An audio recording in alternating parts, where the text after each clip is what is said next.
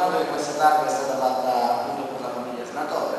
è stata fatta per ringraziare la famiglia Senatore appunto perché è una di quelle poche aziende che riesce a portare il buono della Calabria